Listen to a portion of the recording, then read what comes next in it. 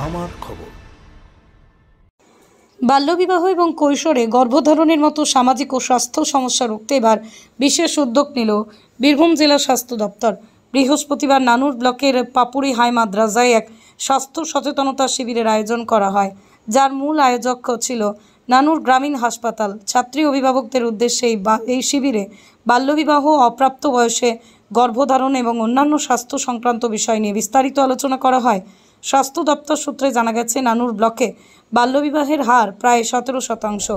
এই হার জেলার গড় হারের তুলনায় অনেক বেশি এবং তা একটি উদ্বেগজনক প্রবণতা হিসেবেই চিহ্নিত করা হয়েছে।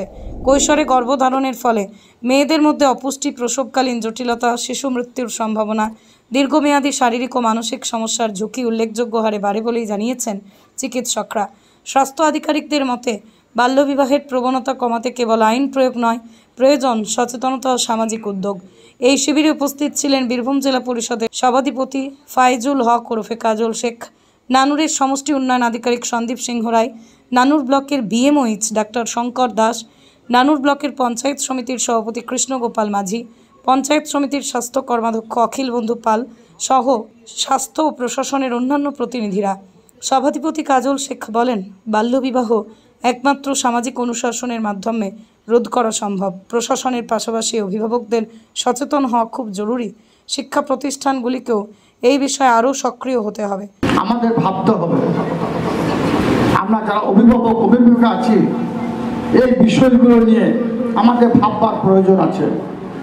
পিছিয়ে পড়া বীরভূম জেলা এগিয়ে গেছে, সব দিক দিয়ে এগিয়ে আছে, কিন্তু লজ্জার বিষয়, যখনই আমরা বাল্য বিবাহের কথা ভাবি, যখনই আমরা প্রেগনেন্সির কথা ভাবি বা এই বিষয়গুলো নিয়ে পর্যালোচনা করি, তখন লজ্জায় আমাদের মাথাটা হেট হয়ে যায়। কারণ এখনো পর্যন্ত আমরা সচেতন হতে পারলাম না। আমি আমার নানুর বিধানসভার কথা যদি বলি, নানুর বিধানসভাতে এখনো পর্যন্ত 17%, যদিও বিগত দিনে আরো অনেক বেশি ছিল, সেটা এখন আমার ব্লক প্রশাসন যারা কর্তা আছেন তাদের সহায়তায় তারা মানুষকে যেভাবে সচেতন করছেন, তার জন্য এটা 17% এসেছে। কিন্তু এখনো 17% আছে বাল্য বিবাহ, যেটা কখনোই কাম্য নয়। 18 বছরের প্রাককালে একটা মেয়ে যখন বিবাহ বন্ধনে আবদ্ধ হচ্ছে, তখন তার পরিণামটা কি হচ্ছে? সেই মেয়েটা 13 বছর, 14 বছর, 15 বছরে গর্ভবতী হয়ে যাচ্ছে। তারপরে সেই মেয়েটার গর্ভে যে সন্তান তার জন্ম নিচ্ছে, সেই সন্তানটা অপুষ্টিজনিত কারণে ভুগছে। কারণ তার মায়ের বাচ্চা প্রসব করার মতো ক্ষমতা থাকে না, তার মা অপুষ্টিজনিত কারণে ভুগছে। বীরভূম জেলার ক্ষেত্রে আমরা যদি লক্ষ্য করি, বর্তমানে যে গর্ভবতী মায়েদের মৃত্যুর হার, তাহলে আমরা দেখতে পাবো অধিকাংশ ক্ষেত্রে যারা 18 বছর নিচে যে মায়েরা হসপিটালে সন্তান প্রসব করতে যাচ্ছে, তাদের মৃত্যুর হারটাই বেশি। তাই এখানে যে উপস্থিত আছেন, যেসব গার্জেন অভিভাবকরা আছেন, তাদেরকে বলবো আমাদের সচেতন হতে হবে।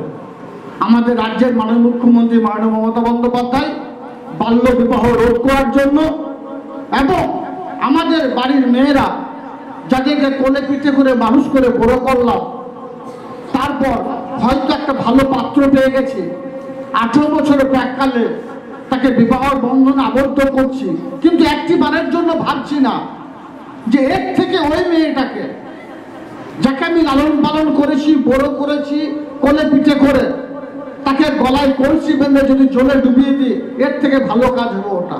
কারণ ওই মেয়েটা যে সংসারে যাবে, যে পরিবারে যাবে, সেই পরিবারটাকে ঠিকঠাক ভাবে মানিয়ে নেওয়ার মতো ম্যাচিওর ব্রেন তার নেই। ওই মেয়েটা যে বাচ্চাটাকে জন্ম দেবে, সেই বাচ্চাটাকে লালন পালন করার মতো ক্ষমতা তার হয়নি।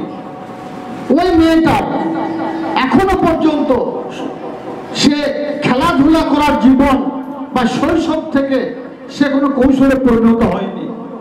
তাই আপনাদের সবাইকে অনুরোধ করব, শুধু আপনার পরিবার নয়, আপনি যে পাড়াতে বাস করেন, যে গ্রামে বাস করেন, যে এরিয়ায় বাস করেন, যে অঞ্চলে বাস করেন, প্রত্যেকটি মানুষকে আমাদের সচেতন করতে হবে যে আমরা বাল্য বিবাহ হতে দেবো না, বাল্য বিবাহ রোধ করব।